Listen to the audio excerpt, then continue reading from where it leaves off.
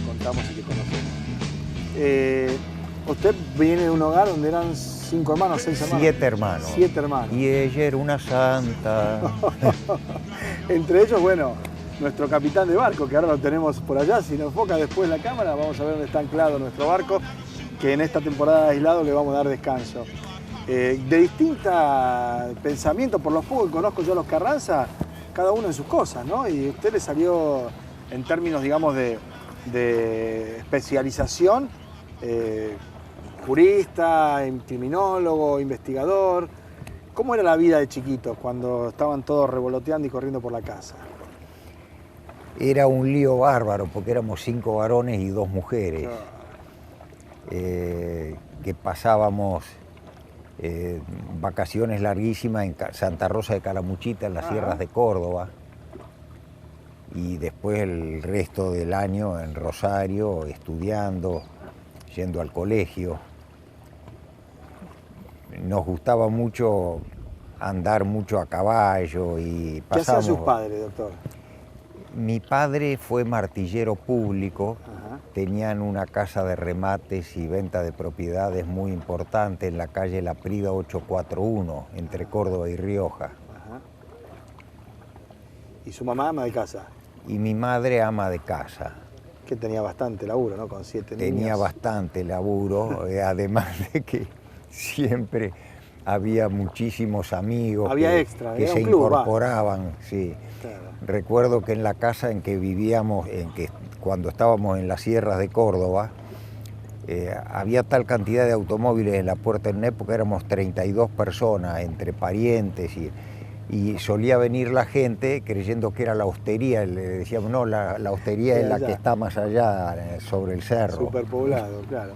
¿Qué lo llevó a estudiar Derecho, o Filosofía, o a abocarse específicamente a esto? Bueno, empecé Derecho posiblemente porque mi padre quería que estudiara Derecho y tuve amigos que así lo hicieron.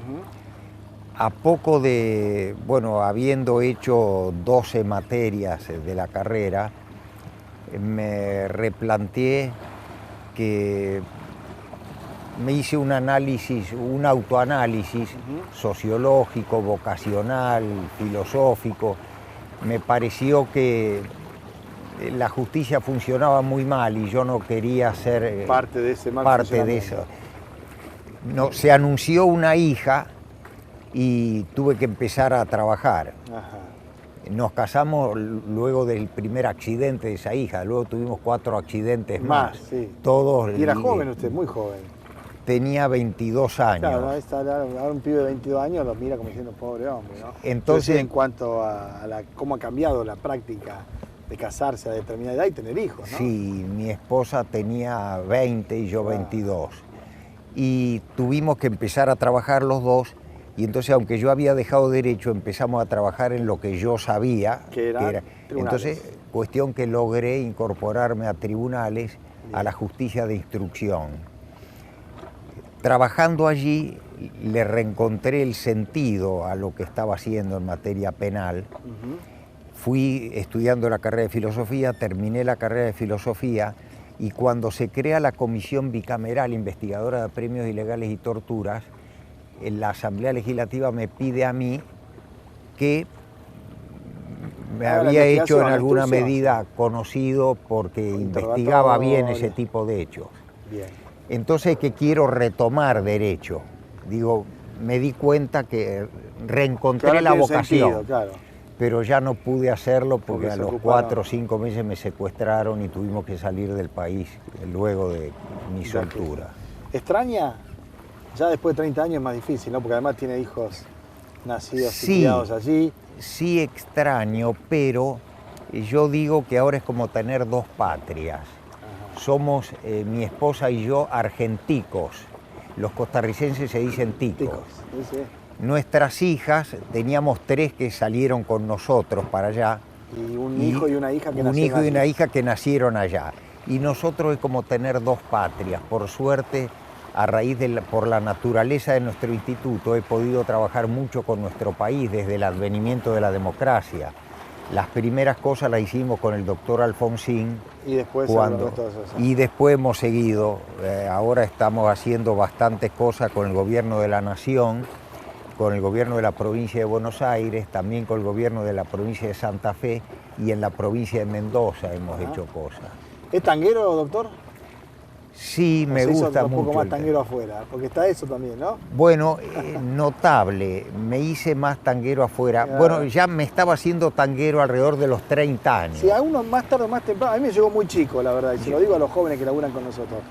Pero más tarde o más temprano uno llega al tango, inevitablemente llega al tango. Bueno, yo pertenecía, hago un mea culpa, una autocrítica, pero yo pertenecía a una generación de cajetillas que en aquella época había mucho las orquestas. Claro. Entonces, en un momento dado estaba la orquesta típica, que durante el gobierno de Perón hicieron una ley que determinado margen de tiempo debía ocuparlo la orquesta típica, donde se tocaba música argentina. Claro, sí. Mucho tango, también boleros de otros países. Y los muchachos de entonces, de clase alta o media alta, como éramos nosotros, la mayoría decía, ufa, viene de nuevo esta cosa. Con el tiempo, ya como a los 30 años y eso, me fui dando cuenta, y mi familia, la familia a la que yo pertenecía, era eminentemente gorila. Sí. Cuando es la elección entre Perón y Braden, que era el embajador norteamericano, pero era la fórmula Tamburini Mosca. En Rosario estaba la sede de la fórmula Tamburini Mosca en la casa de mis padres, que era una casa muy grande que le habían cedido una parte. O sea que eran militantes gorila, digamos. Sí, yo en aquel entonces... Tu viejo hubiera estado por ahí seguro, ¿no? Yo en aquel entonces era muy chiquito, tenía 5 o 6 años. De grande ya, y casi para la época en que salimos del país, hago todo este análisis. Por ejemplo, algo que es muy evidente y que las jóvenes generaciones a veces no lo saben, o tampoco en el exterior. El peronismo no dio ninguno de los golpes de Estado.